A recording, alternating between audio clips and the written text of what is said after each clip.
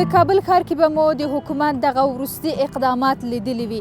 هغه هوټلونه، بلند منزلونه او دوکانونه چې په غیر قانوني توګه او په دولتي ځمکو جوړ شوي ول د دولت لخوا ړنګ شول. د کابل ښار اوسیدونکي په دې اړه څه نظرونه لري او څه له حکومته غواړي، له دوی نه به یې واورو.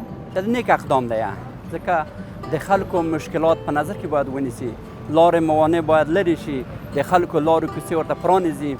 نو دا ښه کار دی د دولت او د ښاروالۍ دا نیک کار دی.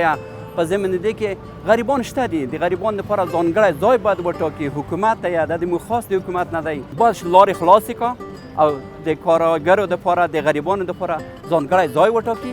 ټول خلک ورته ورځي، خپل سودا د خپل هغه وړ هغه تکیږي. هیچ مشکل د غریبانو کار به هم شوی وي. بسیار کار نیک است، کار خوب است، منتها به شرطی که دوام پیدا کنه.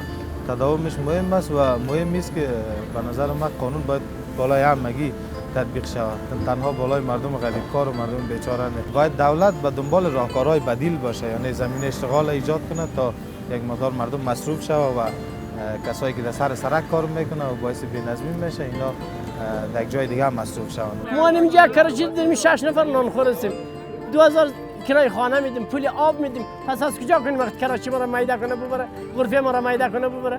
ما از کجا کنیم؟ این دولت کدام کاروبار شرکت و کارخانه هم نداره که ما بریم کار کنیم، یا گوداری مرداری که ما نان پیدا کنیم. پس چی کار کنیم؟ مجبور یا دوزی کنیم یا بریم پدری شیم. اقدام خیلی نیک است، خوب است، ما خوش هستیم. منتها مشکلات اقتصادی مردم دچار مشکلات اقتصادی شدید است. باید یک کار شود که نام دستشان در کار شود که کار کنه، اگر منان بر اولاد خود پیدا کنن.